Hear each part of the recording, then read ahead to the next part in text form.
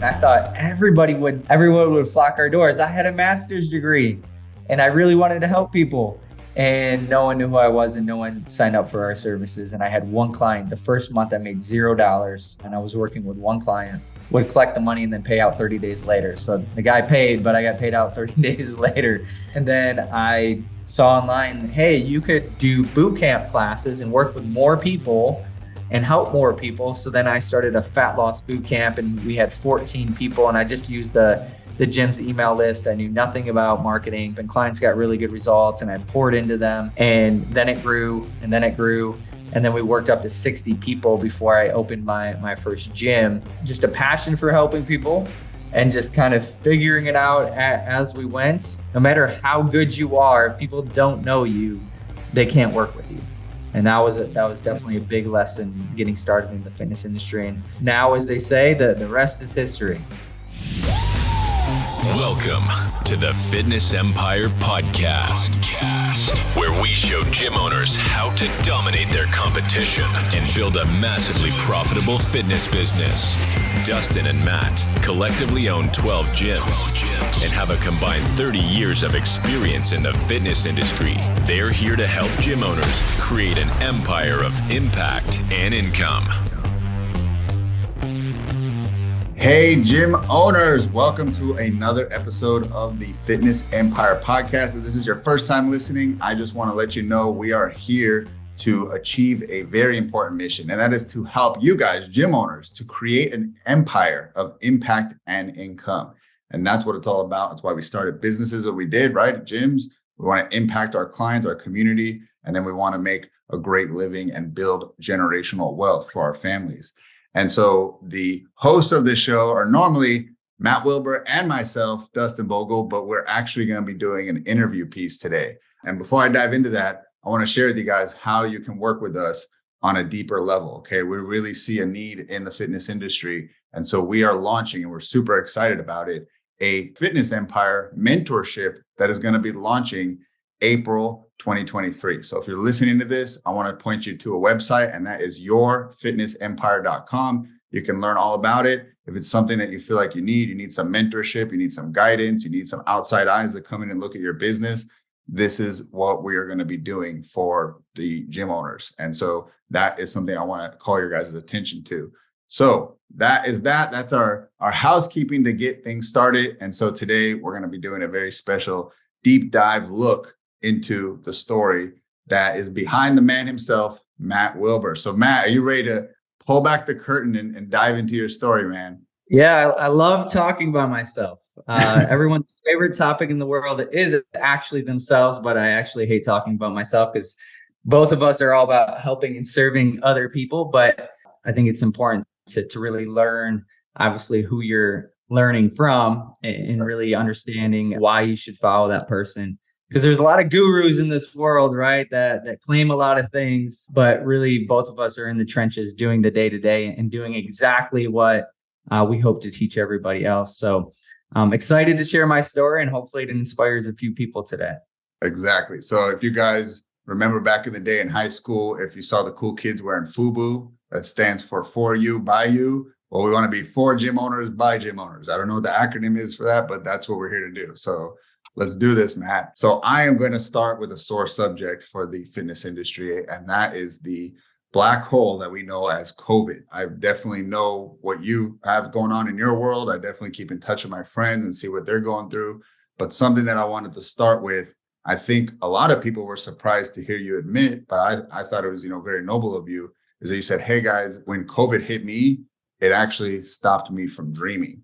And I thought that is a good inside look for you to kind of share with our listeners, given that they are us, gym owners. And that was a very dark stage for our fitness industry. So explain that. What do you mean by you stopped dreaming? Yeah, I think this is incredibly important because a lot of people won't admit it, right? But a lot of gyms right now are in a COVID fog, and it's still hanging over their states, and it's still affecting their ability to grow their gym. I went into survival mode, like every other gym probably went into survival mode. We made massive financial commitments right before March 16th, which was the 15 days to slow the spread, so to speak.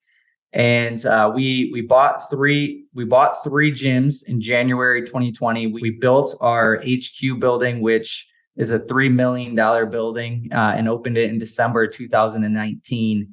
And obviously, if you could pick the worst time to ever make a massive investment, it would be at that time. But we were at an all-time peak. Everything was going awesome. Pretty much everything we did was working really well. And then, I felt in control. And as a business owner and just my personality type, like I seek control of whatever I'm doing. It was the first time in my life I felt like I was in zero control. Our governor could go on TV and say, tomorrow it's different. And we had to change our business model 10 different times during COVID. And I remember at that time we had an HR person on our team, and she said, the governor's coming on TV tomorrow. Should we be concerned? And I said, every time the governor comes on TV, we should be concerned, because ultimately it's new rules, new policies.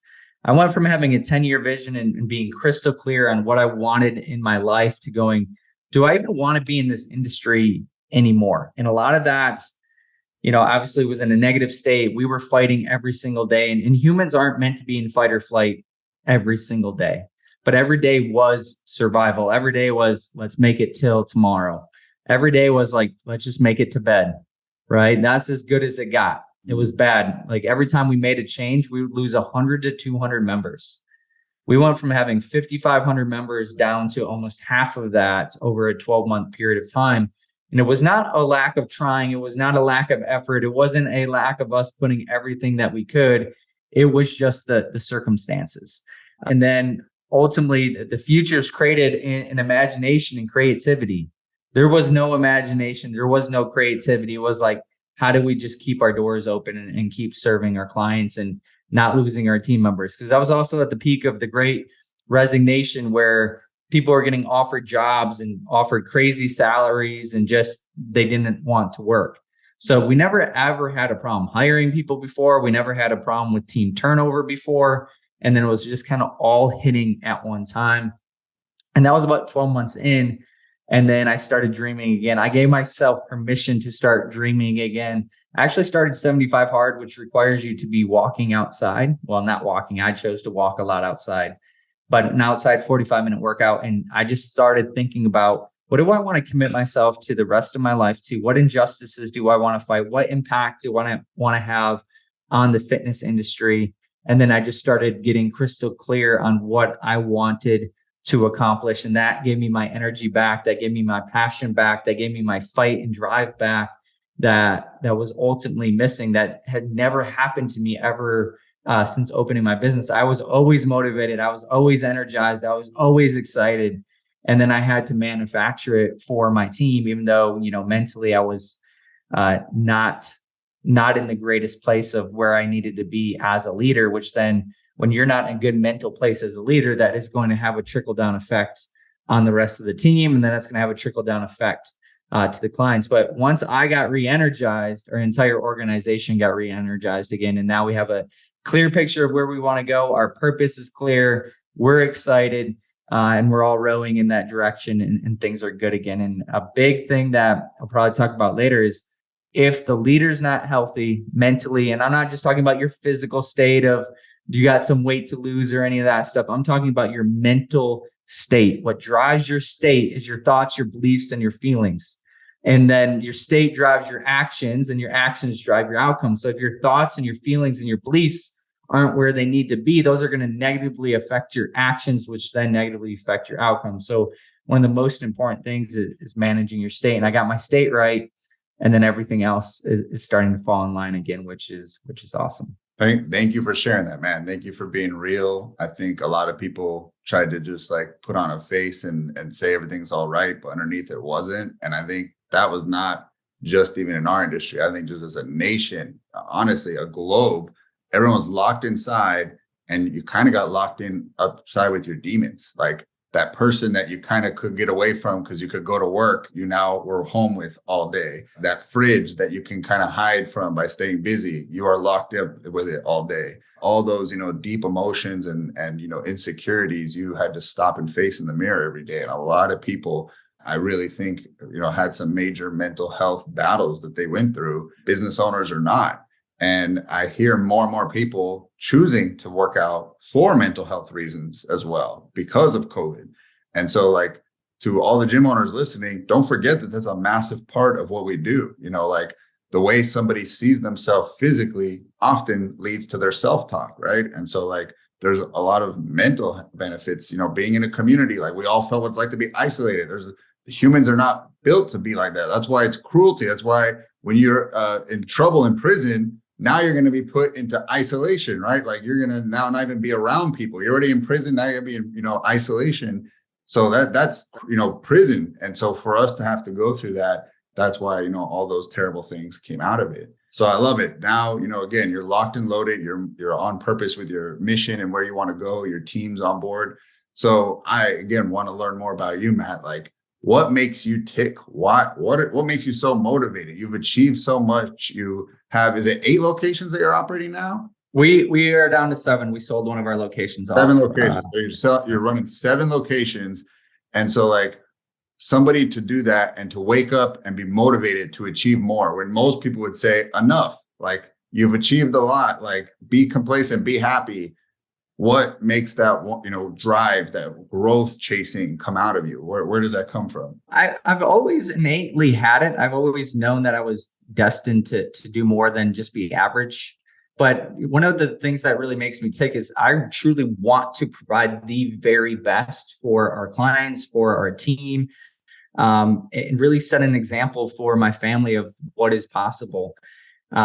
I really got the bug. Like when I first opened my first location, initially I was like, man, if I could just make X, I'd be really happy. But I read a book. It was called the 10X Rule by Grant Cardone.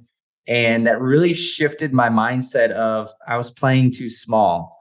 And we only get one turn on this globe, one shot at living this life. And I want to make a massive impact. So getting crystal clear on what your purpose is, I think is really important. My purpose is to really try to transform the fitness industry through leadership. And I want to set an example for the entire industry. And the reason why, you know, really the fitness empire mindset and why I want to grow a fitness empire, I won't lie, like me publicly stating that I want to grow a fitness empire, like can turn a lot of people off, like it can turn your clients off. But when gym owners do well, we change communities and we change lives. So by us wanting to create a fitness empire, we are changing people's lives. By staying small, that means that we're not helping as many people as we possibly could be helping, right? So for me, I want to have the biggest impact on this industry and really fight a lot of the injustices that I see inside of this industry, which is why we're starting a mentorship program and offer services that we provide. Because in total, this industry is failing. It's failing the students, it's failing the coaches, failing the business owners, and it's failing the clients, right? And I want to make a massive difference on that. I know you want to make a massive difference on that. So that's what drives me every single day is the core purpose of our company now is to transform the fitness industry through leadership.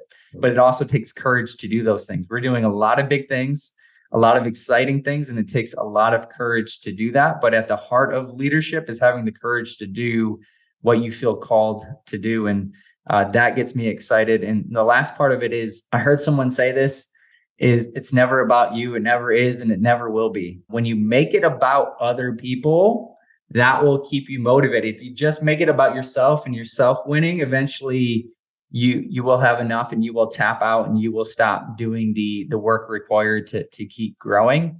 And then I've always just had a growth mindset. I remember in elementary school, I read, they had a reading contest. So you would read books and then you would get points for taking tests to do that. And I got the most amount of points in the school to do that. But that like started my fascination with reading and having a growth mindset and reading from mentors and being around other big players in the fitness space and the personal development space that have really drove me to want to be my very best. And one day I hope to look back and say that I was able to make at least a small dent on this industry and make a massive impact on a lot of people's lives. Love it. And I mean, that's an awesome way of looking at things. And I completely agree with you. Like there's so many people that get really burned out, I think, because they forget their why. They say when you lose your way, you lost your why. And so I know that for you to do this over a decade, dude, like you have figured out a way to maintain, not only motivation, but showing up for your team, showing up for your business, showing up for your clients over an extended period of time, which I think is a skill and an art. And that is something that I definitely want to dig into. So like you have this big, great purpose, this great big mission that you want to, attack. But like, how do you show up for that daily and have the energy and the excitement and the enthusiasm to then push it downward to your team? What keeps you from burning out? Yeah, during COVID, I did burn out because I lost focus on my purpose, right?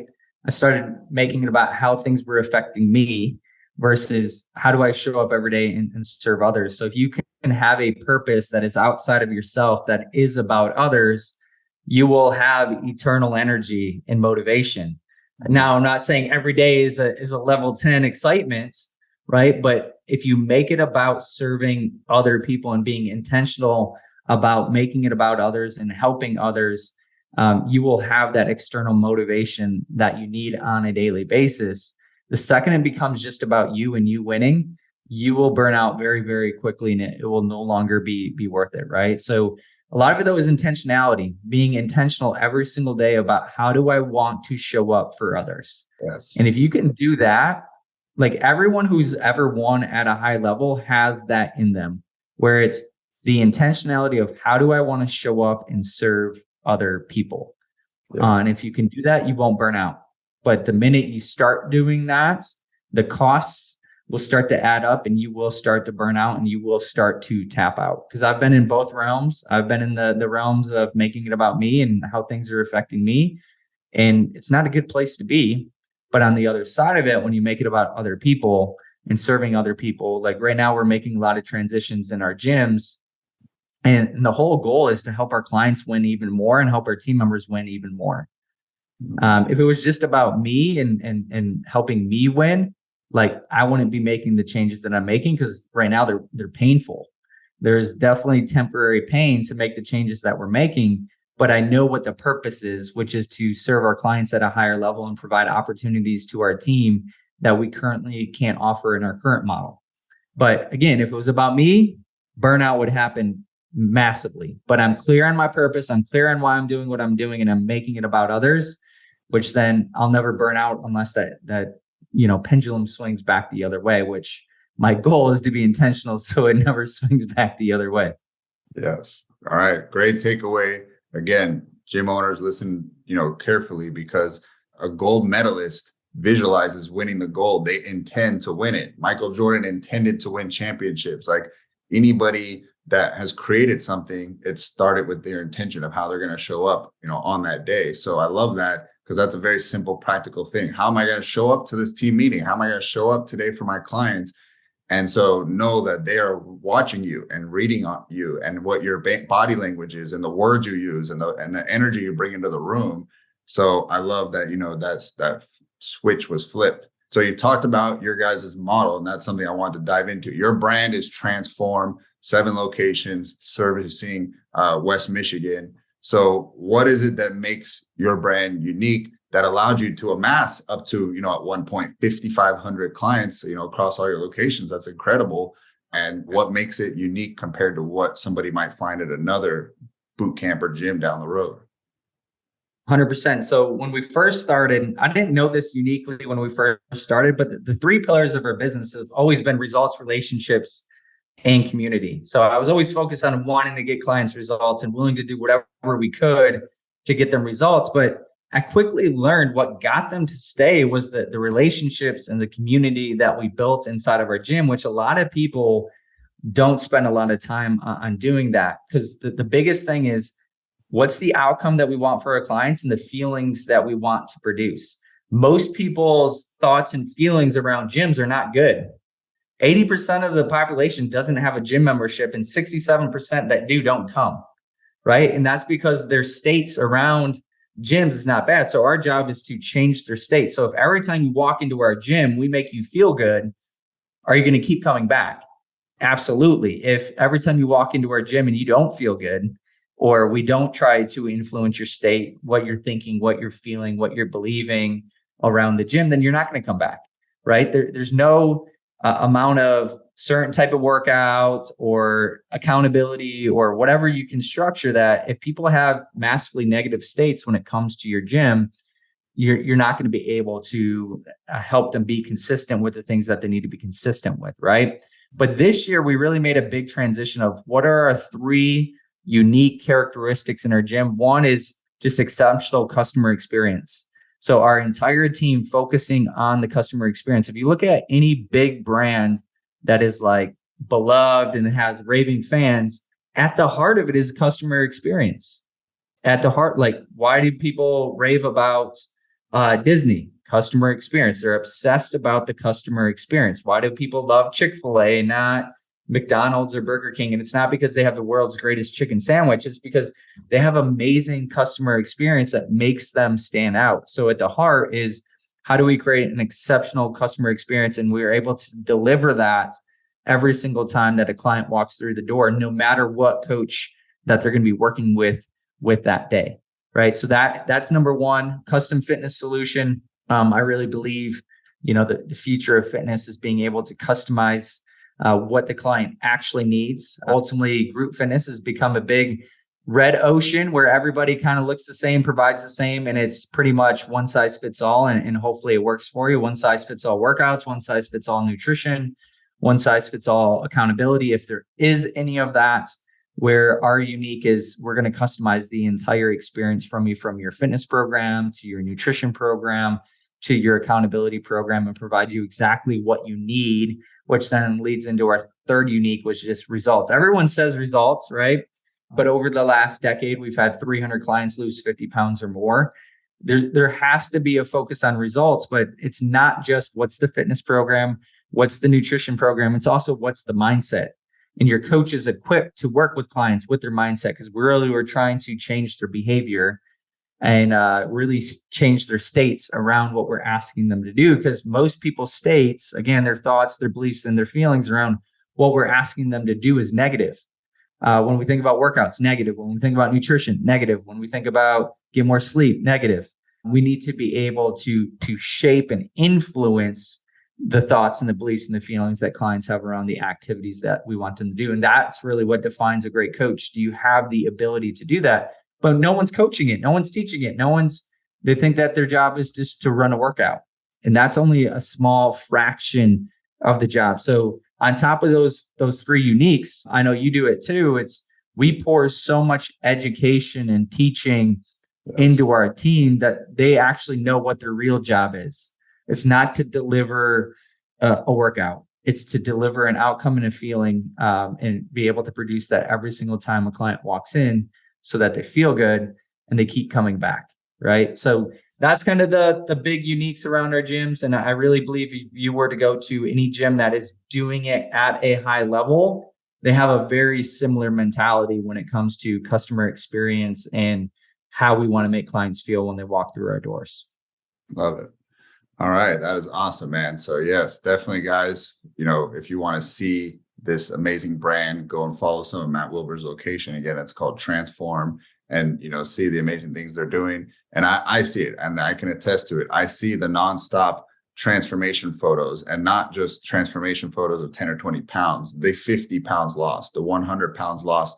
So obviously you have it, down to a system, which is phenomenal. But I want to kind of go the other way with it, which is we're talking about winning.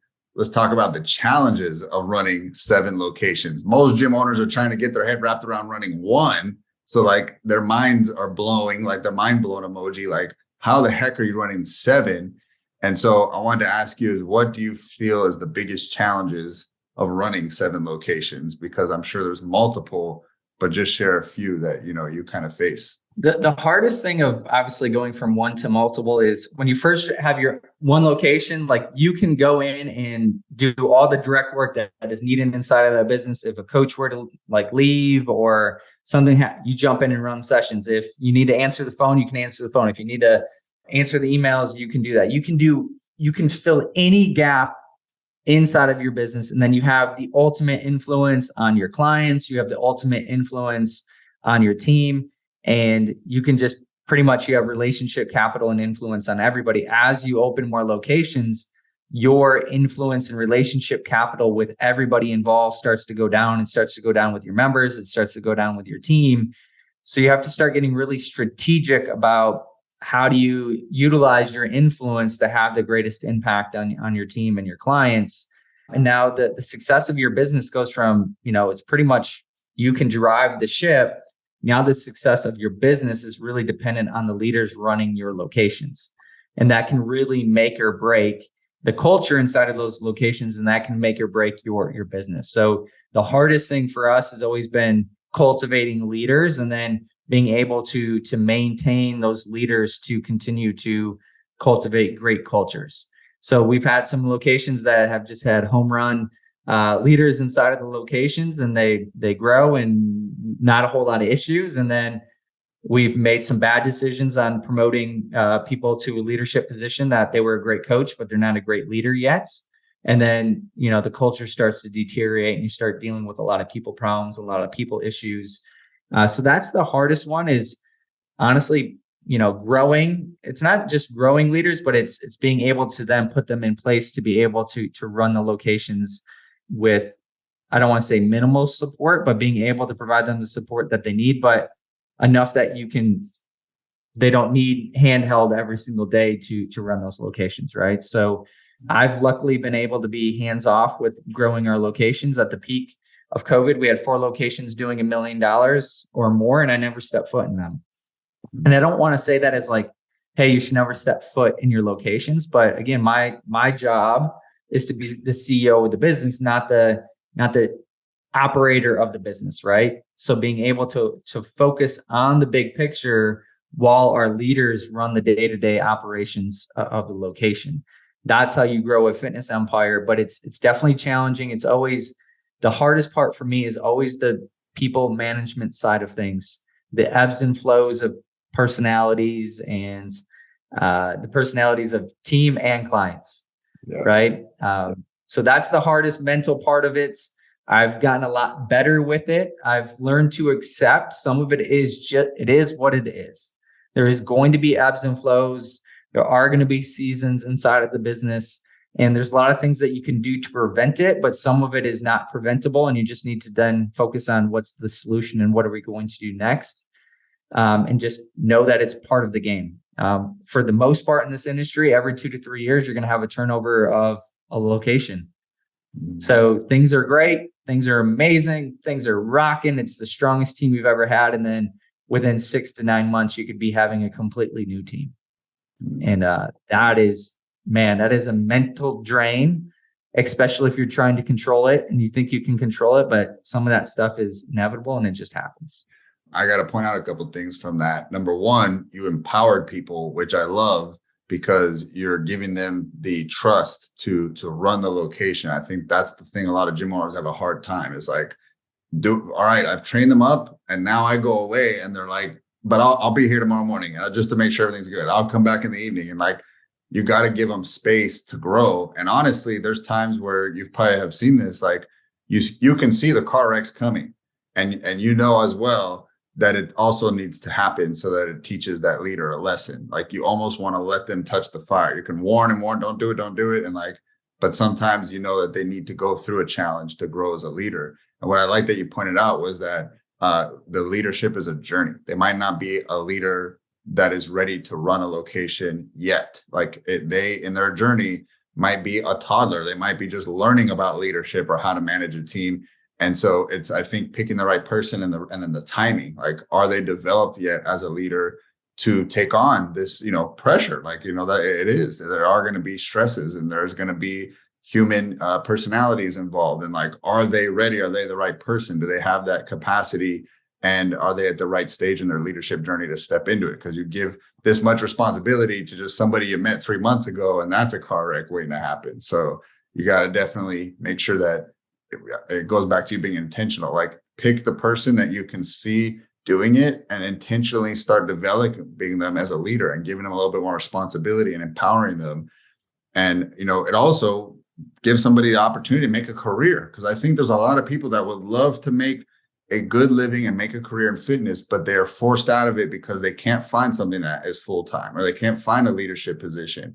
And so they jump into real estate or into physical therapy, or, trying to run an ad agency or something, but they don't love it. They're just trying to find, something to make a career out of.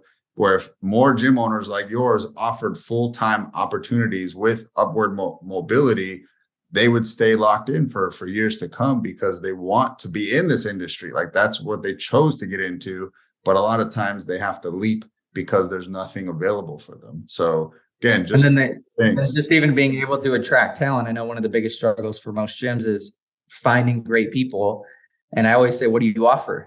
Like, where's the opportunity? What's the purpose? What's the calling? Most people just offer a job, right? And you're not going to attract, high level people there. But I just want to hit on a few things that you talked about that's important. Is you can't teach experience. There's just some stuff that you have to learn through experience. And I believe like a big teacher is tripping over the truth. So maybe you equipped your team, you taught them how to handle things, and then they're like, maybe they didn't think it was that important. And they have to learn on their own why it's important. Like, oh, I should have listened to what you said, right? But sometimes you just have to figure that out on your own. Sometimes there's humble pie, and they go, you know what, you were right. I should have done what you told me to do. But if we actually look back at our own leadership journey, how many mistakes did we make, and how many mistakes do we still make? And the only reason we learned those was through experience. But sometimes we're more forgiving of ourselves because we're the boss and no one can fire us, right? Or get mad at us in that sense. But ultimately we made a ton of mistakes too. So you do have to give your team grace to be able to make those mistakes. But the big thing is, do they learn from those mistakes? The facility leaders that are able to learn from the mistakes, or the leaders in your locations or managers, like, they do a great job. But the ones that don't learn from their mistakes and they continue to repeat the same mistakes, they're probably just not cut out to be leaders. Yes. Love it. All right. Well, Matt, I want to press on here to another question for you. And so there's a lot of things you've done. I love that one of the things I regret that you do well is I've never tracked like the impact and the things that we've done. And you do an amazing job of that. You tracked everything. And so I would even tell if somebody's thinking of starting a gym, or they're new to a gym, start that now, because it is really cool. Customer success data, and then like company success data. So, like McDonald's is known for like 1 billion, people served, not customer success. In our industry, we're like, no, you're making people overweight, but we can have our version of that. Another example I'll give is I'm a big fan of Instacart. And every time I log in, they tell me how many hours I save not having to go to the grocery store by hiring an Instacarter to do my grocery shopping. So, I log in, it says 4,000 hours saved. That's kind of a metric that they, use. So you've done a lot of cool things. And what, again, I really love about it is you track. So what are some cool accomplishments that you can share with the listeners that you've accomplished in business that you're just really proud of? Yeah, I really believe, like, if it's important, you should be tracking it, right? So I always said results, relationships, and community. And my first goal, when we first helped our first client lose 50 pounds or more, we gave them a poster. And it was amazing when we gave that person a poster. People would come out, I want a poster, and I want a poster, and I want a poster, because what gets recognized gets repeated, right? And I was like, all right, we're really onto something. And at one point I was like, my goal is that inside of our gym, and at that time the gym was a lot smaller, but I was like, I want a poster. I want the posters to fill up every single wall that we have inside of our location. And we've now helped over 300 clients lose 50 pounds or more. We've had 14 clients lose over 100 pounds. Two of them very close. One lost 200 pounds, and then we had another person lose half their body weight, which was 180 pounds. So we've been able to have a lot of success on that front. And then, our gyms, at the peak of COVID, we had 4 gyms doing over $1 million. Our highest EFT was 144,000 at one of our locations, which, obviously is insane. I think that location, like 1,100 members at the time. And it was just, jam packed with people. So the results have been awesome. And when we talk about money, just so we're clear with the money thing, we've been able to make money because of our intent is to help and serve people. Money is an exchange of value, nothing more, nothing less. So the more value you add to people's lives, the more money you will make. And ultimately, if you are a gym owner and you're making money, it means that you're changing and impacting people's lives. So I don't want you guys to get it twisted. If you ever go to trainings and things that we do, you will virtually never hear us talk about money. You will hear about all the other things that eventually lead to money, which is changing and impacting lives. So, and then, one of the biggest things is that I'm proud of is we started a nonprofit charity called The Big Give, and we've been able to raise and donate over £1 million and help thousands of kids right here in West Michigan have Christmas that they would normally not have. And I'm always a big proponent of being able to do the charity side of things. Like, as local business owners, I believe we have a duty and an obligation to serve the communities that, ultimately pay our bills, give us a living, and give us a purpose. So those are some of the biggest accomplishments that I've had in business so far. That's awesome. So guys, you can see if you spend time around Matt, you're going to go to big places. Like they say, you are the sum of the 5 people you hang out with. Well, you should definitely spend some time with this guy, because obviously he's taking his locations to, I believe, industry record setting numbers. I don't know anybody else in our industry that's had over 1,100. Again, boutique style training, maybe big box gyms. Yes, of course. But in our, mindset of where we're thinking, small boutique gyms, I don't know anybody else that's had more than that. So I'm pretty sure that's the record. So, would you guys like that too? Like, to have those record numbers of clients impacted, the EFT achievement, but then also to have the funds and the resources to go and give back to your community in a big way.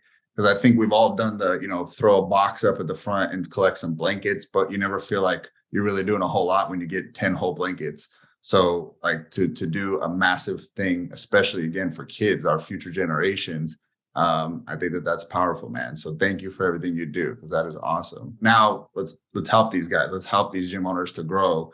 Being a guy that's had multiple locations and being in the business over 10 years as a gym owner, longer, in the profession, what are 3 golden nuggets? Like, give me your best stuff for a gym owner to help them grow their business that they can take action on. They write it down and they can meet with their team and get this thing going. Yeah, this week I actually just did a presentation, and it was called "The Only Thing That Matters." And really, the only thing that matters is your state. So we're really in the state change business. If we think about it, again, your thoughts, your beliefs, your feelings create your state drives your actions drive your outcomes. So if you have the ability to influence and manage people's states, you have the ability to get any outcome that you want in life. So how often are we thinking about how are we influencing thoughts and beliefs and feelings of our clients? But it actually all starts with you and you being healthy first. Like, are you in a healthy state? What is your current state right now thinking about your business? Is it currently like, no matter what I do, like, we don't get leads and people don't come in and I can't hire good people? Think about that state. What actions is that going to elicit? That's not going to be good, right? So it starts with getting your state right. If your state's right, you can then obviously do what you need to do inside of your business. So the state of your business starts with you, that goes down into your team, and then that goes down into your clients, which then affects the outcomes that you're going to get inside of your business. So that's the first thing, is know that pretty much everything in your business breaks down to your state. So if you're struggling to generate leads, what is your state around generating leads? It's probably negative, right? Yeah. Everyone who ever struggles to be consistent. So an exercise that I did with the group was, I want you to think about one thing that you are struggling right now inside of your life or your business, or one thing that you're struggling to be consistent with that is important to you. And then we did an exercise. We looked at, first step is become aware. So we looked at what's your stories around this. What are your thoughts and beliefs around these things, right? And ultimately, it's always negative. It is always negative, which then leads to negative actions, which then you get negative outcomes. So in order to get the positive outcome you want, we need to change our state around that activity, right? So that's where it all starts. Everything is state management inside of your life. You want a healthy relationship, state management. You want a healthy business, state management. You want healthy financials, like your relationship with money, your relationship with food. What is your state around that? And then learn to influence and control and manage that is massively important. Great managers, manage team members' states. which is the hardest thing to do because you have to be super consistent with it. Great leaders know how, and I always say self-awareness is really how do you influence other people's states, and then how does other people influence your state? That is really my definition of self-awareness when you really break it down. But just knowing that is massively important. I could give a 2-hour lecture on this, but I'm going to move on. The next thing is when you guys are creating systems, everyone creates systems incorrectly. A lot of people think systems are just designed to automate tasks. What you want is outcome and feeling. So when you create a system, what you want to think is, what is the outcome that is desired? And then what is the feeling that I want to create, which is really the state that I want to put somebody in when they go through that action. That is how you should create your systems, and then reverse engineer that. So in order to get this outcome and in order to create this feeling, what must I do? And then go backwards and then create the system. It's not just a series of tasks. It's not just check the box. So many businesses and so many teams are check the box businesses. That is not how you get to having raving fans in an amazing business. You get an amazing business by going, what's the outcome and what's the feeling that I want to produce? And then creating the systems to be able to produce that on a regular basis. For example, one of our core values at our gyms is every day is game day. Like that is a state, that's a mentality.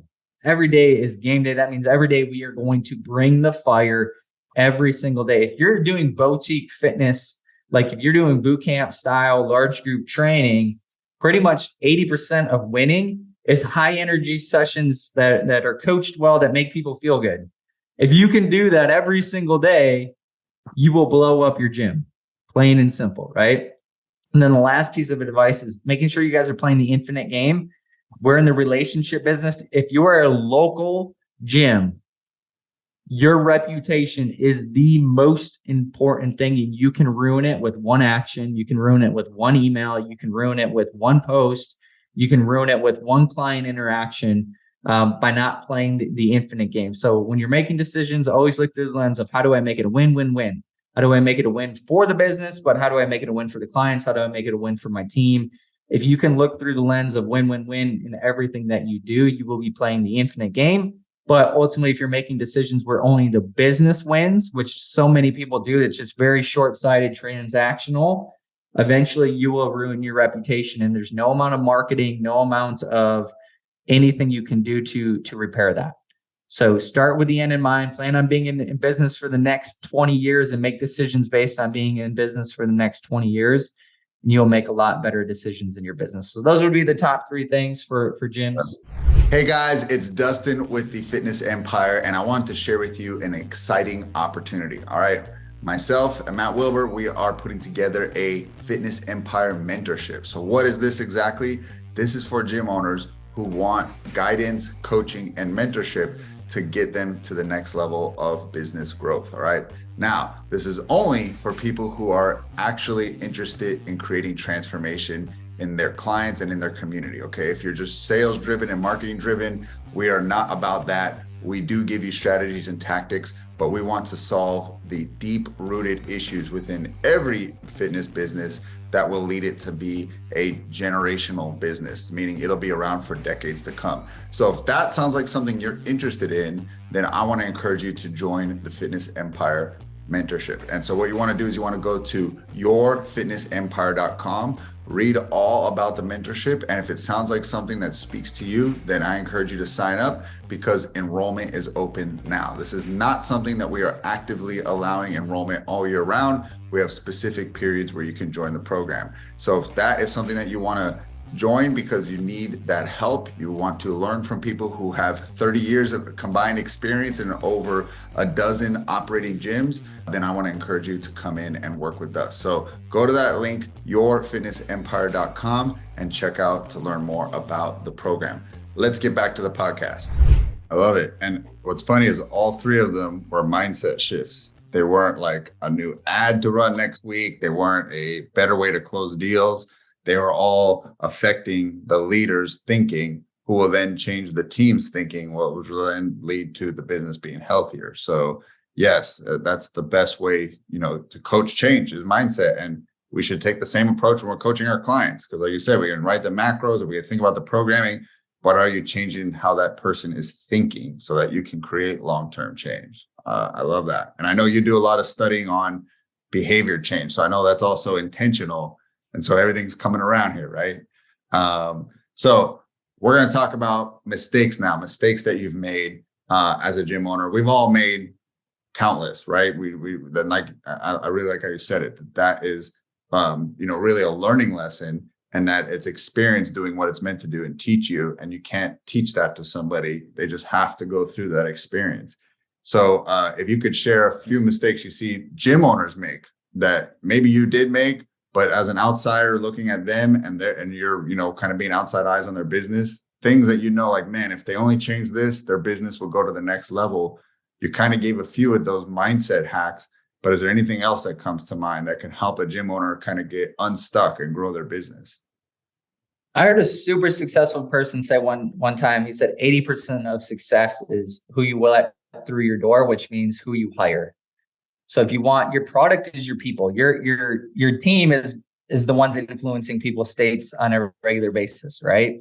They're the ones making people feel a certain way. So if we're trying to make people feel a certain way, you want to hire people that make people feel good, not just can they do the job. And so often we're employing people that we think can do the job. Maybe they have the background or the experience or the certification that we're looking for, but you want to hire the right person. So really get an avatar of who you want to hire, and then really look for reasons not to hire that person. Oftentimes we're in such a rush to fill a position that we're finding all the reasons to hire somebody, and we're overlooking the red flags, but it's the red flags that will crush your culture the fastest and put your entire business in a negative state that is really hard to overcome. So hiring is absolutely critical. Spending the time and the energy to do it correctly and do it the right way. Yes, it can be painful. Yes, you might have a billion other things to do, but I'm telling you, look, go through the pain of hiring correctly, or you will go through a lot more pain hiring incorrectly. I've seen it. I've done it. We still make some mistakes sometimes because we overlook a few things, but now it's really, what's the red flags? And when we see those red flags, have the courage to listen and not hire that person.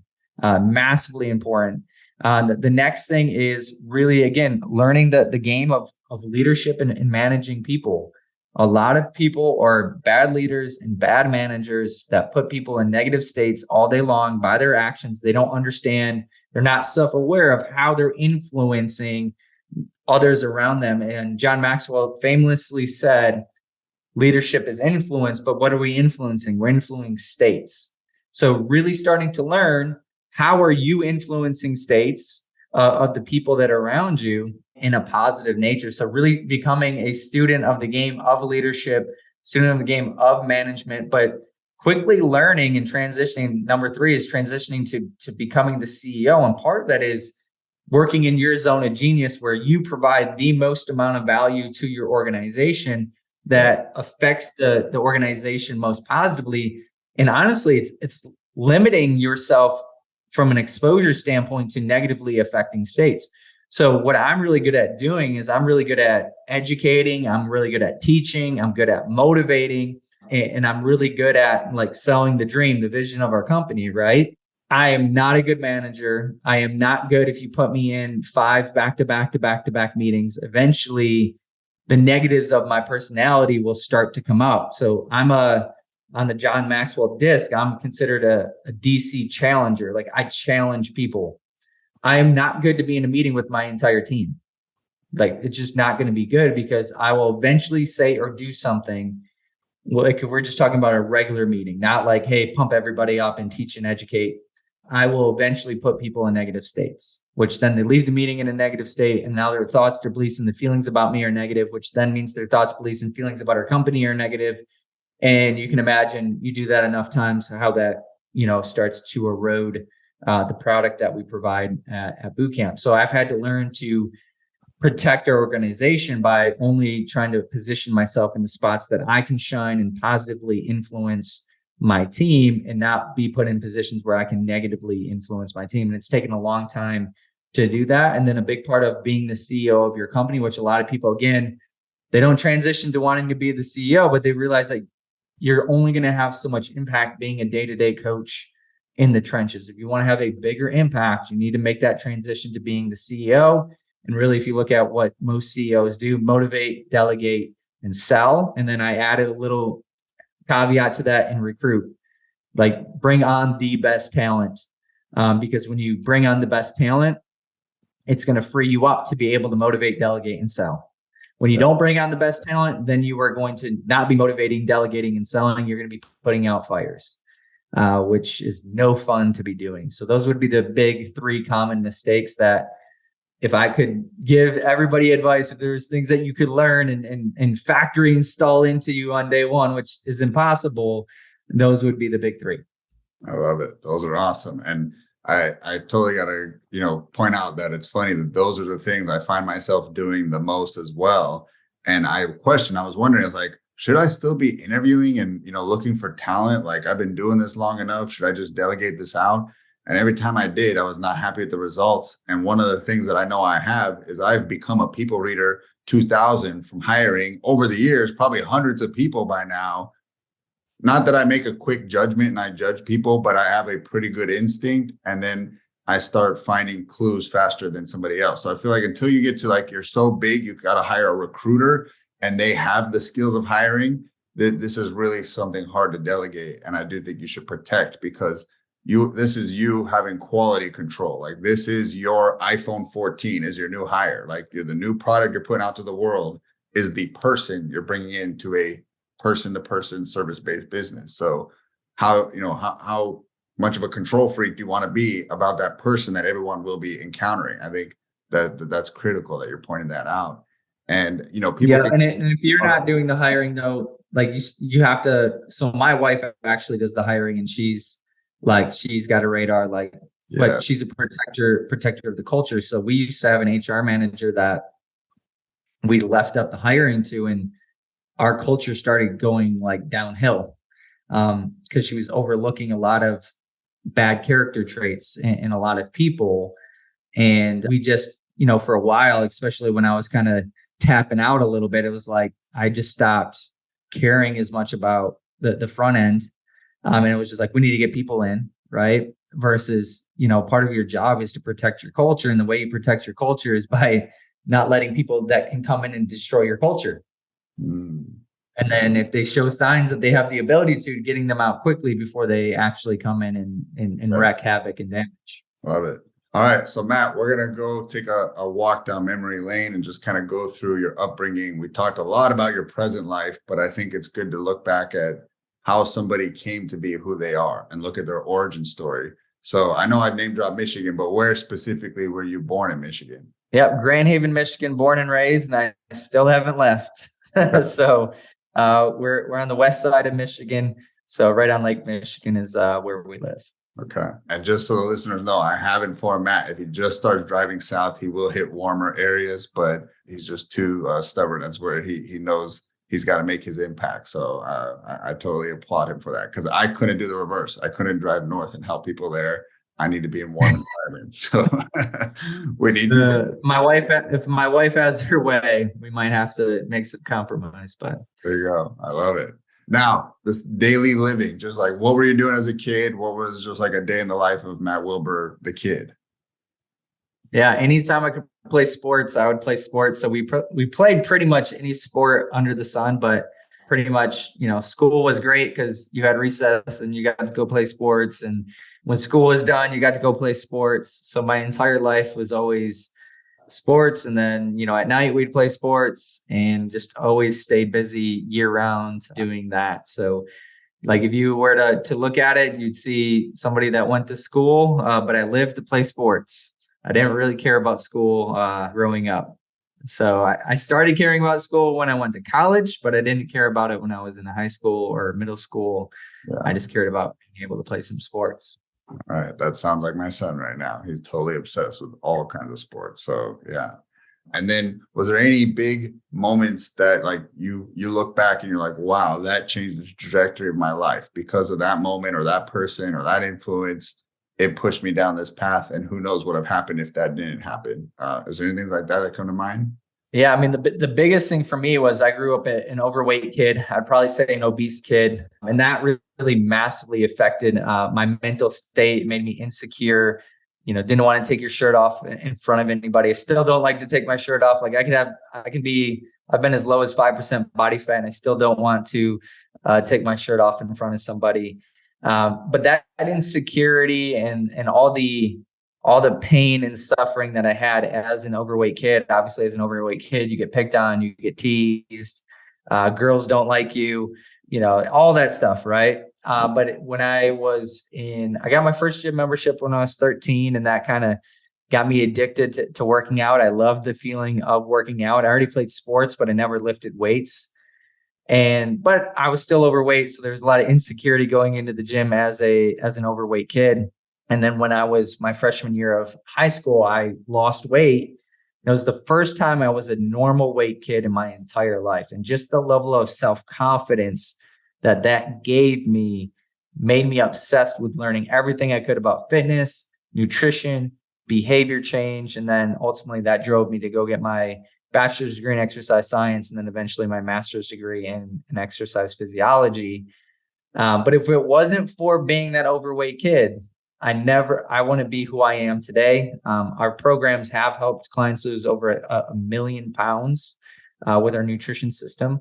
That doesn't happen if I'm not that kid. I know what it feels like. I know what my clients feel like. I know what it's like to step in their shoes. I know what it's like to not want to look at myself in the mirror.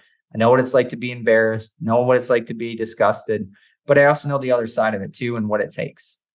So I have the empathetic side of it, but then I also have the tools to be able to do that. But that never would have happened if I wasn't that overweight kid. And then the other thing that had a massive trajectory in my life is books. I didn't have the greatest family life growing up. I didn't have role models and mentors in my household or people. The greatest mentors I had growing up were coaches to an extent, but then it was books. And if it wasn't for books, I have no idea where I'd be, because it's the books that shifted my state. It's the books that shifted my thoughts, my beliefs, and my feelings of what are possible in this world if you put in the work. So I had great mentors growing up at 15 to 20 bucks a piece via a book. I always say people put their best work in a book. Everybody does. Everyone, like your book's releasing soon. How much energy and time did you put into that book? And you can buy it for 20 bucks. It's just insane. But so books had a massive impact in my life. So being overweight and then reading from a young age, I have no idea where I'd be today if those two things didn't happen to me. And it's a good reminder to everybody that has some sort of trauma in their history, which everyone does. But remember that your trauma leads to your triumph, and that you are meant to have a connection to that into helping other people and guiding them. And that's what makes a great mentor. Is like, I've walked this path, follow my breadcrumbs. I can show you step by step what I did. And that way they can get to where you got faster, right? And that's what we pay for when we do hire a mentor, speed. So I love that, again, you're pointing that out to everybody. Now, in terms of like lessons, those are things that influenced you. Is there any lessons that you think back to that pops up in your mind today and that it still rings true today, and that you pass this message on to other people? Well, a big lesson I actually learned was from my wrestling coach, and he always instilled that on us: leave things better than how you found it. So no matter what it is, leave it better than how you found it. So if you go into a dirty room, like, clean it up, leave it better than how you found it. People that are in your life, leave them better than how you found them.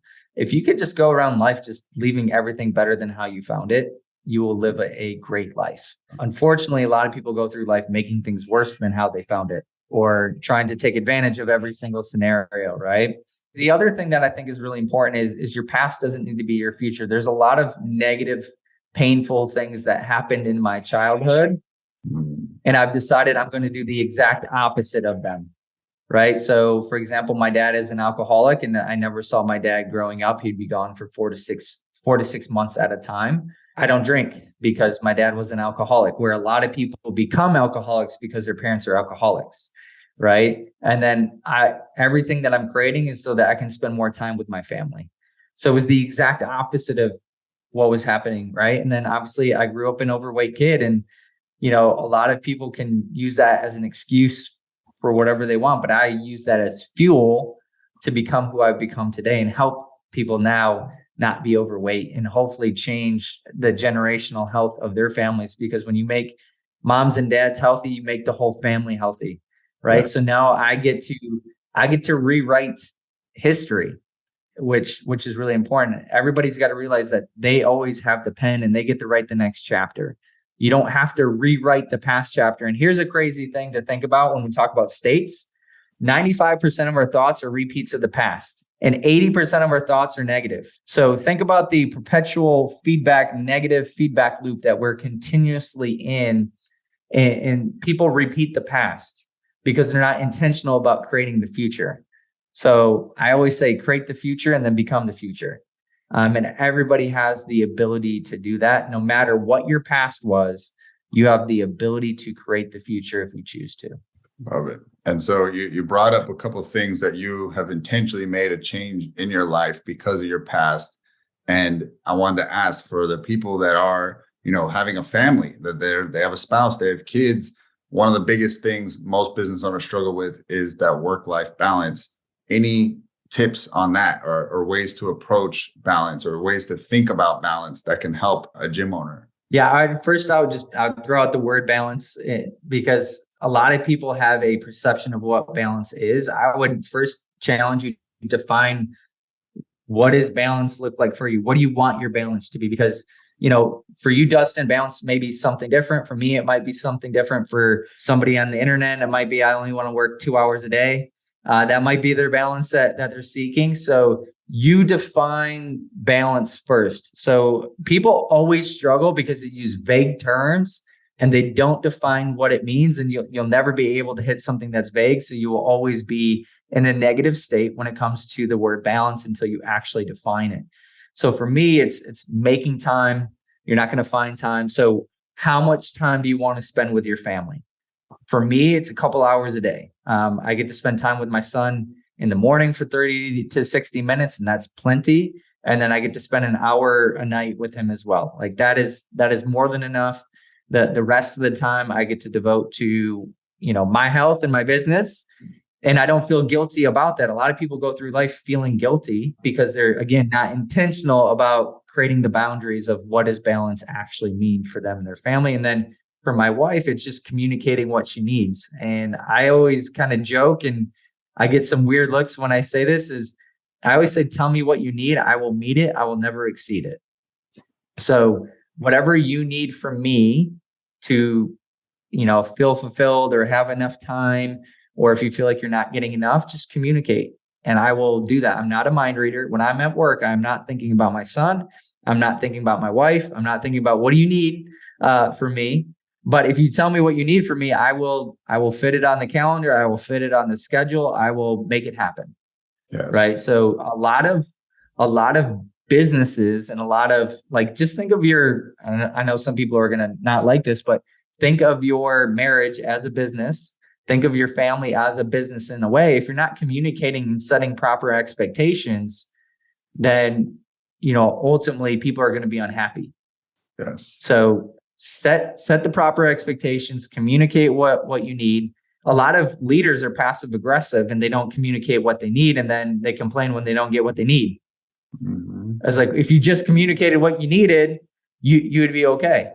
But you're not, because they're not mind readers. They're not thinking, hey, what does the boss need from me today? But that's not what they're doing. But the minute you say, hey, I need X, Y, and Z, and I need it by this date, they magically do it. But then you get frustrated when they're not mind readers. So that's the big moral of the story, man, is communicate, set proper expectations, and you'll be happy and fulfilled in almost anything you do. I mean, I just think that's a solid goal, to just tell a business owner to run your family like you run a business, because you don't miss meetings. Well, like, make your family commitments the same. Like routine. Everyone loves routine. They love structure. So it's like, we go to church at 9 a.m., just like we have our Monday meeting at 11 a.m. or whatever, it is. You show up when it's on the calendar. And I think that helps people really to think about it. And, just like a business has core values, your family probably has core values? Have you, written them down? They exist. You probably just haven't captured them to words. Your standards that you hold in the business, there's probably things you would not let your kids get away with. That's your household standard. So like, there's absolutely, those transitions are there. It's just, I think you're given the right framework that helps a business owner say, oh my God, like I've been looking at it all wrong. I totally just got to run my family like a business, and they can see that. And that makes it easier for them to see, right? I actually first learned that from Dave Ramsey, because his wife's name is Sharon, would always like call and want to talk to him or bug him. Right. But then he gave Sharon access to his calendar, and she knew when he was available. And then all the angst and the worry and the frustration that she had was gone, because now there was like clear expectations, clear communication, and she knew what he was doing. And a lot of people, I work with a lot of guys, and they, complain that their wives are kind of frustrated with them. And I was like, that's because they don't know what to expect. If you're going through life not knowing what to expect, you'd probably be pretty frustrated too. So just having that structure and knowing what to expect solves so many issues. And when we have team members that have babies for the first time, I'm like, you all need to be on the same page with your wife. Like, you need to have clear expectations, like even who's getting up with the baby, like whose turn is it? Not when it's 5 o'clock in the morning, you're both looking at each other, tired as heck, and now you're mad and pissed off. Yes. So everything in life is communication and clear expectations. I love it. So Matt, how did you go and first get into the fitness industry? How did you ever, you got a gym membership, but how did you decide this is going to become my career path? Well, it was a long path. So I became obsessed with fitness. I love shows like The Biggest Loser, Extreme Weight Loss. I thought it was just like the coolest thing ever to be a personal trainer. But I didn't think I could make a career out of being a personal trainer. So I actually initially went to a university to get a finance degree. And I learned quickly I didn't want to do finance, because obviously I was like, oh, finance, money, I'm going to make some money. And growing up as somebody that didn't have a lot of money, I thought it would be good to make a lot of money. But I quickly learned I didn't want to do that. And I took an exercise. It was a seminar class for freshmen where you got to explore like your interests. And I found out there's something called exercise science as a degree. So I switched schools and went and got my exercise science degree. But then I thought I actually wanted to work with athletes, because that was kind of the cool thing in our industry, was strength and conditioning, working with athletes. So I started as an assistant strength and conditioning coach at our high school, which is just kind of like making it sound cool to get paid nothing to go learn and be free labor. And then I went and did my internship at the University of Michigan with the football team. And I learned quickly I did not want to be a strength and conditioning coach. Working with Division I athletes, everyone thinks is like really cool, but it's not. It's not cool at all, actually. And then I went and got my master's degree, and I still thought I was going to do strength and conditioning a little bit, because I didn't think I could make a career in personal training. And I started. I was a teaching graduate assistant, and then I was a full-time student, and then I was a personal trainer at our local gym. And that's kind of how I actually got started in personal training. And towards the end of my getting my graduate degree, I went to my advisor and I said, hey, I think I want to be a personal trainer. And he said, Matt, you're too smart to be a personal trainer. I was like, okay, I'm too smart to be a personal trainer. And then I graduated. I was like, okay, what am I going to do? I have a master's degree, $100,000 in student loan debt, and I'm too smart to be a personal trainer. What the heck am I going to do? I took a strength and conditioning job at my high school, making $1,000 a month. I was working at Home Depot to support that. And then a local business wanted to start a personal training business inside of their physical therapy company. So I started with them. They paid me for 10 hours a week, even though there was no clients. And they were doing nothing to grow it. But their idea of helping people was, hey, read this book, which was like, this is good food and this is bad food. So our philosophies didn't align. And then I decided to leave, and I partnered up with my local gym, Powerhouse Gym. And the guy was like a nutrition expert. So I was like, all right, we'll pair what I do with what you do, and I'll do the training and work with the clients, and then you do their nutrition. And, that's what we'll do. And I thought everybody would everyone would flock our doors. I had a master's degree and I really wanted to help people. And no one knew who I was and no one signed up for our services. And I had one client. The first month I made $0. And I was working with one client. The gym would collect the money and then pay out 30 days later. So the guy paid, but I got paid out 30 days later. And then I saw online, hey, you can do boot camp classes and work with more people and help more people. So then I started a fat loss boot camp and we had 14 people, and I just used the gym's email list. I knew nothing about marketing, used the gym's email list, and it was an 8-week fat loss boot camp, and clients got really good results, and I poured into them. And then it grew and then it grew. And then we worked up to 60 people before I opened my first gym.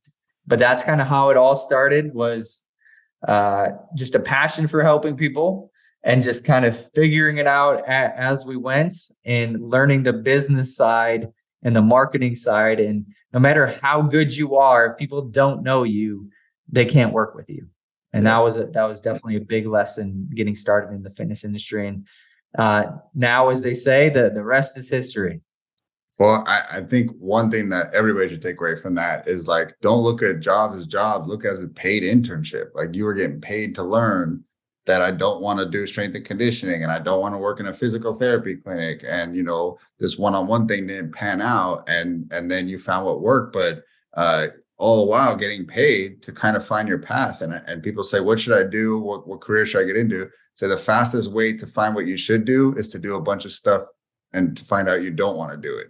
And if you just start cutting that list down, like, nope, I don't want to do that, I don't want to do that, you'll get there. So just speed through, speed date jobs, and you'll find it.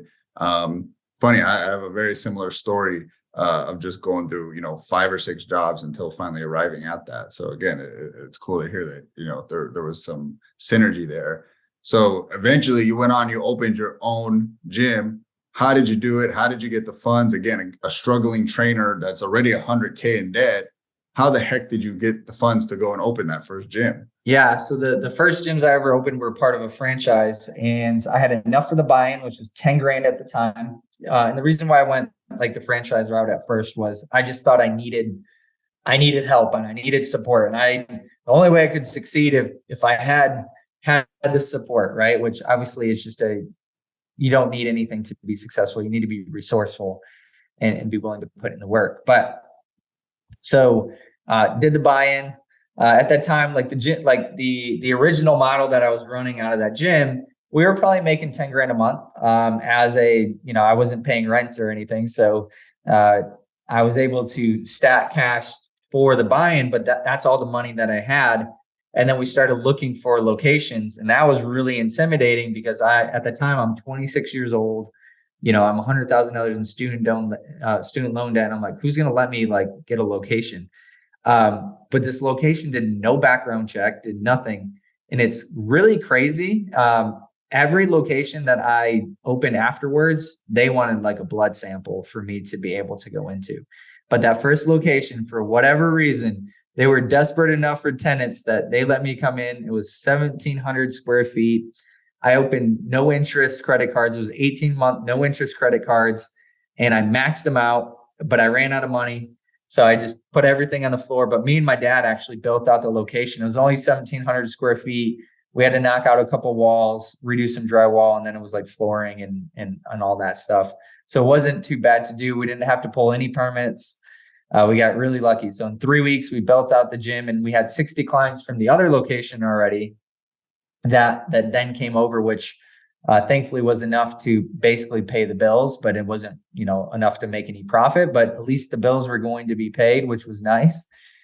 And we grew it. It was funny that the marketing at the time was a cold traffic paid in full offer. So you've never heard of us, buyer paid in full for the entire year. And I got one person to buy it, and it was the principal of the high school. And the paid in full offer was actually more than what my other clients were paying that were grandfathered in at a low rate. So I actually refunded her the price because I didn't feel confident in what we were providing to charge her that. Wow. So I actually refunded the one person that bought a membership on our grand opening, which was really, really crazy. But after that, it was really learning the game of marketing, right? Every client that walked through our door, we poured into. We gave them everything that we had. And when I say we, I mean me. I did every single job. I did not have an employee when we first opened. But then I learned the marketing game, started learn how email marketing worked, learn how to build a list, learn how to follow up with people, learn how to sell over the phone, obviously learn how to sell at the location. And a lot of it though came from word of mouth. We did such a good job with how we treated people, and no one was providing what we were providing in the area. We were getting a ton of leads every single week coming in, and we didn't actually have a sign. And this is a cool story about not needing something. We did not have a sign on our location, and we were in an area that people really couldn't find it. So people always said, hey, this is where businesses come to die. And maybe that's why I was able to get in, is because they were so desperate and didn't have a sign. And a lot of people were telling me, well, you're not a legitimate business unless you have a sign. So for 2 years, I never put up a sign. We actually opened our second location with a sign, and I purposely did not invest in putting a sign on my building just to prove that you don't need anything to be successful. And I think that is one of the number one things that holds people back, is they think they need something to be successful. That location was 1,700 square feet. I had a block rocker, screamed my head off, and by Wednesday, I couldn't talk anymore. And I had to figure out as I went how to do it. Like, there was no blueprint. There was no step-by-step directions. There was like no one blazing a path that you could go to and be like, oh, that's exactly how you do it. You had to figure it out. But it all started with my purpose was, when I opened my gym, when people were ready to change their lives, they would walk through my doors. And then I did everything possible to serve our clients and help our clients. And then I started learning the skills and eventually making that transition to becoming the CEO. I love it, dude. What an inspiring story. So again, I'm sure a lot of gym owners can relate with that, like back against the wall. But I think sadly, somewhere along the way, I don't know if it's just the day-to-day grind around the business, they lose that hunger. Like, everyone's got that hunger for the grand opening campaign. Like, I got to make this work. I got to make enough. And like, people it's interesting. It's like, you get to a point where you just make enough to cover your bills, and then you get complacent. The hunger gets turned down. And there's some owners that just keep on going and going and going, but there's a lot of people that get stuck there. So like, how do you turn that back on? Like, how do people find that and get that drive going again? Because I know that what holds a lot of people back from going to the next level. Again, you got to find a purpose that's beyond you and beyond just being comfortable with making a living. There's a lot of people that, we're trained to just be comfortable with making a living. And if we can pay our bills, then we're good. A big thing to do though is get around people that are doing bigger things than you. That is the fastest way to influence your state, is get around people doing more than you and seeing what's possible. I don't know about you when you first started, but it was like, I didn't know what was possible. And the cool part is now I'm a big influencer on a lot of people, of showing them what is possible. And I know you are too. It's like, now I can see what's possible. There's a lot of people that have come to my domination workshop, and they're like, dude, if I didn't come to your domination workshop when I first opened my business, I wouldn't be where I'm at. We had one person that his goal was, he wanted a $20,000 location, and he thought he would be balling out. Like, I have an email of him thanking me for the impact that I've had on his life. And then he's like, then I saw your location's doing 4 to 5 times more than what I thought was good. And it really opened my eye to what's possible. And now that guy has 800 members in $1 million gym. But it all started with him seeing what is actually possible. So I actually think one of the biggest things that I did, I started going to conferences and getting around successful people and investing and getting around people that are doing what I want to do. And it just changes your identity and starts, Ed Milet talks about your identity is like a thermostat. And when you get around people with higher levels of identity, it increases that thermostat of success inside of your life. So that's been absolutely critical. And one of the best things I did too was I invested in mentors that, again, are doing what I want to do. And one of the best things that mentors do though, is they influence your thoughts, your beliefs, and your feelings about yourself and what is possible, which then makes you take actions that you never thought were possible. You have the courage to do bigger things because you see other people doing bigger things. And it's not so scary. You get around some successful people and you're like, how the hell is that dude so successful? Like, there's nothing special about them. what's usually special about them is they're resourceful and they're courageous and they're willing to take action. Like that's a massive separator, you know? All right. Well, I want to definitely go back to, just pulling some wisdom out of that first location. That was great that you really pointed out. You don't need a sign. You just got to have that hustle muscle. Like, you got to have that drive. But is there anything else you would tell your old self that, you should do to just have a more successful first location and maybe speed up how quickly you got to number 2, or to make it a bigger, more successful location, number 1? I think maybe 2 things. So one would just be all in on member experience. Like I did that, but if I could go back and really do that again, there's so many things that I would do from a member experience, but realizing your reputation is how you treat those OG clients. If you treat those OG clients like they're the most irreplaceable and the most important people in the entire world, they will help you grow your business.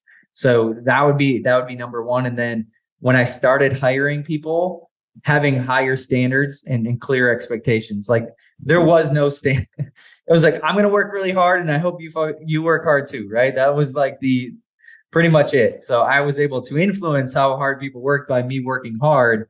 But man, there was no standards. There was no KPIs. There was no roles and responsibilities. There was no, this is how we run a session, down to every aspect of it. Right. There was no, this is the experience that we want to provide before the session, during the session, after the session, and just having set clear expectations. I didn't have, I wish I could, but you can't go back. But those would be the biggest things when I first got started. I mean, I'm sure we've all been there. I hired one of my first coaches, walked in asking for a job. We did not post anywhere we're hiring. And I said yes, because he seemed like a nice guy. And so it's like terrible, but those are the things that, those mistakes is what ends up making you better in the long haul.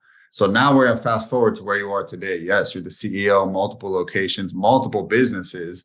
So what is the hardest thing for you that you've seen from your evolution of being a trainer to now being the CEO of multiple locations, multiple businesses? What is the most difficult thing at the CEO level? The hardest thing, especially when you start as a trainer or a coach and you're doing all the things, is giving up control. And a lot of that is because you think that no one can do as good of a job as you, which, ultimately, there's some aspects that you're always going to do the best job. But the issue is when you start having a lot of things going on, your ability to stay consistent with those things becomes less and less and less, because you have a lot of things vying for your time and your energy. And so if they do it at 80% of you, but they are 100% consistent.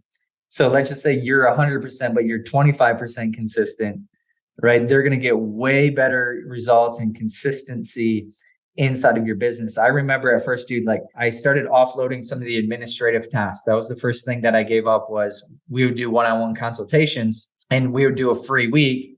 And when they'd come in, they'd fill out a PAR-Q. And then what I ended up doing was for 10 hours a week, I'd take the person on our team. She would come in and work out at 7:30 in the morning. She would grab the PAR-Q and they would book for the appointment. And then when I closed them, because I pretty much closed every single person, she would then put it into the CRM, and that took care of a lot of stuff. I was being inconsistent with following up with leads, which you can imagine being inconsistent with following up with those leads coming in is bad, because that is actually setting sales appointments. And if you're not doing sales appointments, then you're not closing memberships, and then your business isn't going to grow. Because I hated doing it. But the minute that I offloaded that, dude, the consistency of sales appointments and growth were through the roof, but I had to give up control in order to do that. For a while, I didn't want to give up the phone or the email. So if you called, it didn't matter what time you're calling, you got me. If you emailed, you got me, right? And it took me a long time to give it up. So that same person, I ended up, giving up the phone and all that. We actually started getting more trials through the door because there's better and more consistent lead follow-up going on inside of our business. And then that freed me up to focus on running the sessions, and that focused me on selling programs and selling memberships and doing the stuff the direct work that grows the gym, which was really, really important. But I had to give up control. If you want to grow, you got to give up control. You can't have growth and control at the same time. There is going to be a level of having to give up control. And my personality type is I seek control in everything that I do. I want to try to control everything that happens. But my growth happened when I started letting go of control and started putting people in places to do the things that I'm not good at, not consistent at, that rob me of energy. And then that allowed me to focus on my strengths, which when I'm focusing on my strengths, the business grows. Love it. Very, very wise words. And I was going to dive into that next. Like today, that was us looking back at you, location one, your strengths and, areas of improvement. But today, what would you say is your greatest strength as a leader? And then what are things you're trying to work on now? Yeah, my greatest strengths, like vision. I definitely believe I'm a visionary and kind of see out into the future. And I'm pretty good at connecting dots, how everything, works together. Yes. But the things that I feel like I do a really good job at, but also energize me and I like doing is I like educating and I like training. I enjoy motivating and challenging my team to provide the very best. And for me, though, that's a balance, right? Like I can challenge my team, but I can sometimes do it in a way that's demotivating or puts people in a negative state. So being very careful of how I'm challenging my team, how I'm pushing my team, the words that I'm using, and really understanding my audience is really important. But when I'm doing those things for my team, one, I'm in a good mental state, and then two, I'm putting my team in a good mental state to then go deliver an amazing product. The other things that I'm good at doing, sometimes I need to do a better job of acting on it, is I'm a good reader of my team states. I know where they're at. Like if we're running a challenge, I know when their states start to dip, when they need that push, when they need that energy, when they need that reminder of our purpose and the impact that we're having on clients' lives. And just making the time to then do what's required to go and influence their states. Because if you let your team's states get too low, it's really hard to bring them back up. What I suck at doing, I'm a terrible manager, like day-to-day operations manager of the business and also of people. I'm not good at. So basically, it's just pretty much well known that I don't manage anybody, and pretty much no one's a direct report to Matt, because I will not do a good job of managing you. Because I'm just not consistent with day-to-day stuff. When I'm getting pulled in 1,000 different directions, when we're launching a new initiative, I'm definitely love the new things and the things that are going to take us to the next level. Those energize me. The Groundhog's Day activities aren't good, but that's why I'm not a good manager. The best managers, dude, have the ability to be consistent every single day, drive a result, be able to manage team states, and really build relationships with team members, which those are all things that I'm not great at doing. But when I'm doing those things, then that means I'm not doing the strength stuff that really is required to take our business to the next level. What I have found, though, regardless of where you're at, if you set clear expectations with your team on the front end of what they can expect from you as their leader, a lot of the negatives, you may be saying, well, okay, Matt's not really good at day-to-day or building relationships. And isn't that the foundation of leadership? It doesn't have to be. I think it's the foundation of the manager. The manager, for sure, day to day has to do those things. But if your team expects you to be doing those things and then you're not, you're going to lose and they're going to be in negative states. And they get to have their thoughts, their feelings, their beliefs about you as their leader, versus on day one, what we do is an onboarding day. I let them know what to expect from me as their leader and how I show care and concern for them, which is being able to create opportunities for them. And that I'm not going to be their best friend. I'm not going to be there every day. I'm not going to be taking them out to coffee, but that doesn't mean I don't care. And this is how I show you I care, right? So I influence their thoughts, their beliefs, and their feelings about me on day one and what they can expect from me. And then I'm able to meet those expectations. And now their states about me are a lot different versus if I let them set the expectations of me, then I'm never going to be able to meet them. And then we're going to have issues inside of our business. I love it. Very, very good way of thinking, that a lot of times gym owners can show amazing customer service to their clients and be professional and be on time and not, control your emotions from getting out of control because you're with a customer. But then you can turn and be really problem focused with your team. We're getting this wrong. You guys are, you didn't hit this KPI. This is messed up. And so I really say, hey, to lead with that customer service mindset to your team, a team service, right? Are you nice and polite to them? Do you use your pleases and thank yous? Do you point out their wins as much as, if there was something missed? Like, there has to still be that customer service. It never gets turned off. And I even say, when you go home, you got to show customer service to your family, right? Because like, they don't want to get the worst version of you. So you need to be smile, peppy daddy. What's up? I'm not going to bother you with everything that happened at work. What's up, kids? Let's play. And so it never turns off. Like, literally, you have to just always have that mindset for your team. That's all intentional state management, right? Being able to go into interactions and go, okay, what state do I need to be in, or what state do I want to create in others? But a lot of us go through life unconsciously, right? And again, if we go through life unconsciously, 95% of our thoughts are repeats of the past, 80% are negative. So our unconscious state is a negative state. So in order for us to have a positive state and then have a positive influence on other people's states, we have to be intentional about creating the states that we want to be in, which is hard to do, but having a great life is also like, that's the requirement. Yep. Well, I want to bring up, since we're talking about, giving, feedback to people, your personal pet peeves when it comes to business. It could be fitness, it could be just general, but anything that bothers you, that drives you crazy in business. We kind of hit it at the beginning, but for the longest time, there was a rush into the boutique fitness side of things. Everybody and their brother was investing in the franchises. And what was happening was, it wasn't personal trainers. It wasn't people that were passionate about this industry. It wasn't people passionate about changing people's lives that were even equipped to be able to do it. It was a bunch of investor money that they just saw it as an opportunity. And the way that they run their business, the way that they treat their team, they don't grow and develop their team. They don't provide a great product to their clients, and they don't care. And everything's transactional. And it's about the business making money. It's not about a win-win-win. It's not a win for the business. It's not a win for the team. It's not a win for the clients. So people with the wrong intentions in this industry absolutely piss me off. And they just need to leave. And the cool part, here's the cool part of all of that. Whether you believe it's cool or not, but people that are investors, they focus their time on energy on things that make them money.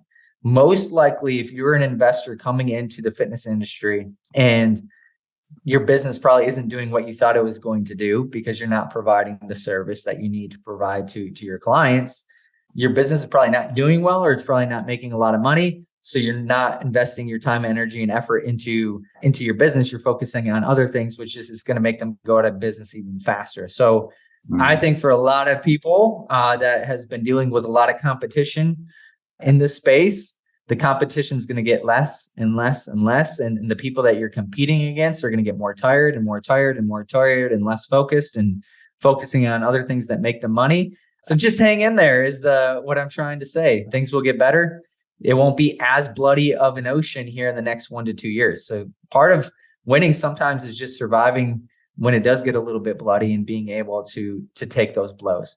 The other thing that really makes me mad is a lot of people that I've worked with in the past, especially in the franchise space, are like, I want what you have. Like, what are your systems? What are your processes? What are your nutrition stuff? How do you run your challenges? How do you provide the product? Like, give it to them, paint by numbers, like, well, this is really hard. This is a lot of work.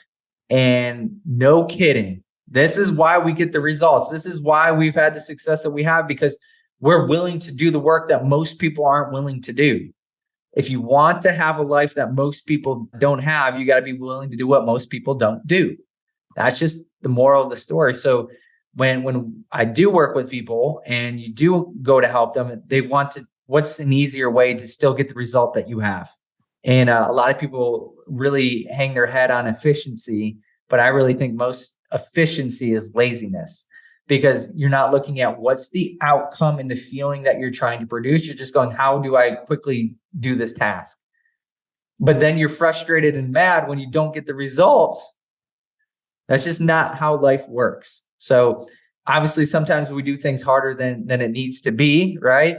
But ultimately, if you want to be able to produce great outcomes and great feelings, it is going to take a lot of work, and it's going to be taking a lot of intentionality and a lot of energy. I'm like, the gym owners got to swallow the pill of their own advice, because I think that's exactly what they would tell a fat loss client when they're like, but I ordered the detox tea and it didn't work. And I ordered the shake weight and it didn't work. And it's like, well, dummy, you're trying to find a shortcut. There is no shortcuts. You just got to do this. And I know it's hard. Well, sometimes a gym owner can say that those same type of excuses of why their business isn't growing. So yeah, definitely got to eat your own advice. I love that analogy. I am stealing that. I love that. So Matt, where are you going, man? You talked about being a visionary. I think, again, you're really good at getting people excited about what is possible in our business, in our industry. Where are you going? Where are you taking your business? How are you going to help the world? Yeah, so our BHAG, so we do the EOS system, and one of the things that they talk about is having a BHAG. So like, what does it look like when it's done? What's the big end goal? So our big end goal is everything that we do from our gyms to our online nutrition is to help clients lose 10 million pounds a year, which when you first hear that, you're like, oh my God, that's insane. But I'll break that down a little bit. And then we want every single team member on a path to financial freedom. So when we talk about creating opportunities for a team, a big part of what we'll be doing for future gyms and future real estate that we'll be doing is being able to create funds that our team can invest in, that normally you have to be an accredited investor to be able to do that. But if you look at how wealth is created in our country, anyone who's ever wealthy was either a trust fund baby, or they started a business, or they invested in real estate. That's pretty much where the wealth is created inside of our country. So being able to give them a vehicle to be able to do that. And then our gyms in the future will be owner operated as well. So being able to have the opportunity to actually own a gym is how we're going to be growing. So that's kind of the overarching thing. But the other ways that we're going to do that is we're going to be launching. So our nutrition system has helped our clients and other gyms clients lose over 1 million pounds. And we kind of shelved it for a while. And now we're bringing it back. We've like totally revamped it to make the resources as plug and play as humanly possible. So we're going direct to consumer here starting in a month. And then phase 2 will actually be helping gym owners utilize our proprietary nutrition system inside of their gyms. So by our gyms plus us going direct to consumer and then helping gyms help their clients, that's how we're going to get to 10 million pounds a year. And then in 2024, we're launching a personal training school. So we're going to go direct competition with the universities. Universities, I won $100,000 in student loan debt and had barely any skills to be a personal trainer. The majority of skills that I learned as a personal trainer were hands-on experience and investing. I've probably invested over $250,000 in my education after school to gain the skills and the knowledge that I have. So we're going to start a school. It's going to be a 1-year school for personal trainers that by the time they graduate, they'll be in the top 5% of personal trainers across the country. And then, every gym in the country will want to employ them because of the skills that they're going to have. Our goal, though, is obviously we employ them and then eventually be able to groom them to be able to own their own gym and continue to grow our mission. And then be able to actually teach them financial education from when they're 18, 19, 20 years old, not before they're hundreds of thousands of dollars in student loan debt or credit card debt and have no idea how to be financially free. And I really believe there's two gifts in the world. One is your health. Health is the greatest gift you can ever give somebody. When you have health, you have hope. And when you have hope, you can accomplish anything you want in life. When you don't have hope, obviously it's really hard to accomplish anything. So the second greatest thing is financial freedom. So being able to not only provide health, but also provide financial freedom for everybody that is inside of our network is a big goal. So that's kind of the future. And then the last part of that is we have a nonprofit called The Big Give. Last year we raised $280,000 and we helped, I think it was 1,158 kids have Christmas right here in West Michigan. But our big goal is that one day no kid in West Michigan will go without when it comes to Christmas. And I want my businesses to be able to fund that without donations. So that means we got to help a lot of people to be able to do that. So that's kind of the goal in the next 5 years is every kid in West Michigan is able to have Christmas, and it's majorly funded from our businesses. Fantastic. Matt, you are such an inspiration, dude. Again, thank you for everything you do for your team, for your clients, for our industry. You really inspire people, I think, to think bigger, to dream bigger, and to take bigger action. So thank you for doing all the work you do, man. It's really powerful stuff and it's very inspiring. So I appreciate you. how can people follow you, whatever they want to see what you got going on next, and possibly even work with you? Yeah, the best place to find me is on Instagram. That's where I'm most active. If you ever shoot me a message, I'll probably answer it on Instagram. If you shoot me a message on any of my business pages, I probably won't respond. But you can find me at I am Matt Wilbur on Instagram. I post daily content around mindset and leadership because that's the most important thing. So if you need some positive influences on your mental state almost on a daily basis, follow me there. And then coaching, the only coaching I'll be doing is inside of this mentorship. So if you want to be able to work with me or work with Dustin, be able to go there and learn more about the mentorship so that we can influence you and influence your identity and raise that thermostat so that you can have a bigger impact on people's lives. And that's it. That's where you can find me.